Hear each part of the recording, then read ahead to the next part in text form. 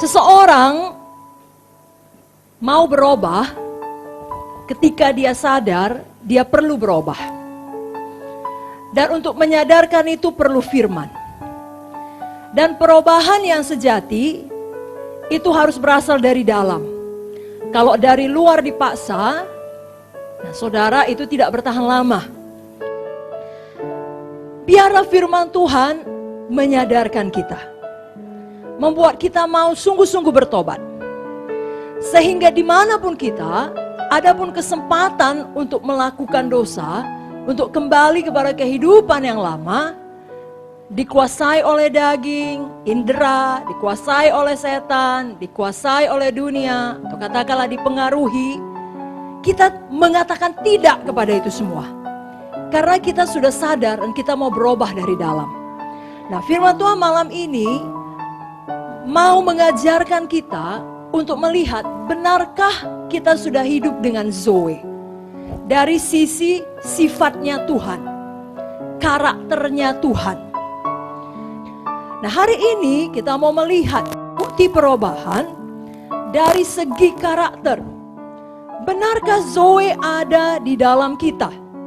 Karena sebagai seorang Kristen yang sejati, kita seharusnya berani menghadapi atau menilai, mengevaluasi diri kita secara jujur. Betulkah kita memiliki Zoe di dalam kita? Sifatnya Tuhan, imannya Tuhan, kesetiaannya Tuhan, ketaatan Tuhan kepada Bapa. Dan itu dinyatakan dengan adanya pertumbuhan rohani dalam hidup kita. Saudaraku, tidak ada yang lebih besar daripada Zoe. Kalaupun semua itu terjadi, kalau Zoe ada di dalam, saudara bisa keluar sebagai pemenang. Semua badai kehidupan yang terjadi hanya membawa saudara lebih tinggi. Amin, saudara. Jangan pernah menjadi kecewa. Tentunya saya tidak punya jawaban kalau hal-hal seperti itu terjadi. Saya tidak tahu semua. Saudara pun tidak tahu semua. Tapi yang saya tahu, Yesus baik. Yang saya tahu, Yesus setia. Dan yang saya tahu menurut firman-Nya, Yesus tinggal di dalam dan Dia lebih besar dari apapun di dalam dunia ini. Jadi kita yang memilihnya untuk tidak membiarkan ada akar pahit lalu memisahkan diri. Mungkin badan kita masih dalam pelayanan, tapi hati kita tidak lagi seperti kasih yang semula.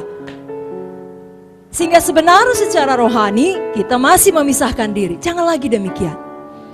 Izinkan Zoe menguasai kita. Mari kita baca bersama-sama Ibrani 12 ayat 15. Jagalah supaya jangan ada seorang pun menjauhkan diri dari kasih karunia Allah, agar jangan tumbuh akar yang pahit yang menimbulkan kerusuhan dan yang mencemarkan banyak orang. Jadi untuk setiap kejadian, kalau boleh saya buat lebih khusus, untuk setiap penderitaan, untuk setiap kesakitan, untuk setiap pengkhianatan yang kita alami, ada kasih karunia. Cukup kasih karunia. Untuk setiap keberatan yang kita alami, yang kita tidak mengerti, ada kasih karunia Tuhan. Ya, yang memampukan kita di dalam kelemahanlah kuasanya menjadi sempurna. Kekuatannya dinyatakan, kehidupannya dinyatakan, Zoe dinyatakan. Jangan kita memilih untuk menjauhkan diri dari kasih karunia itu.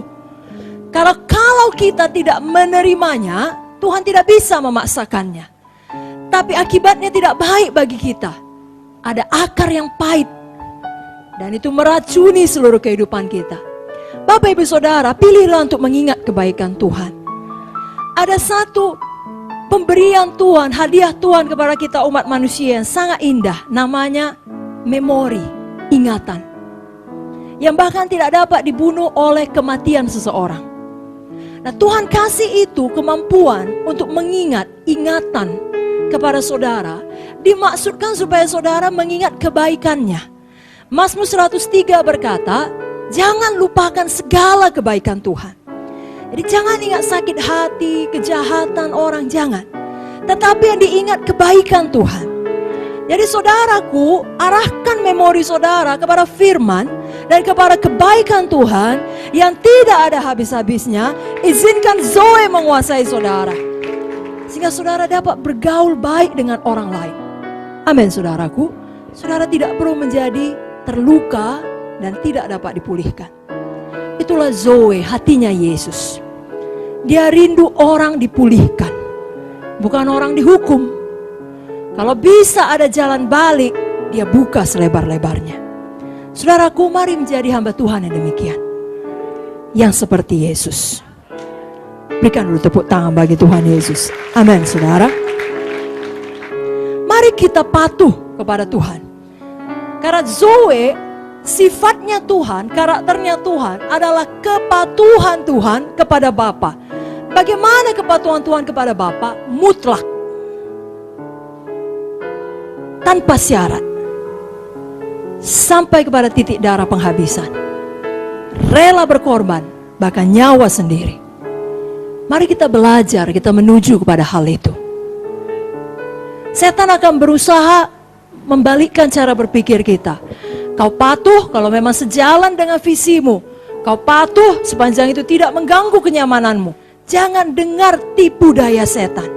Yang bisa setan lakukan hanyalah bicara dalam pikiran saudara.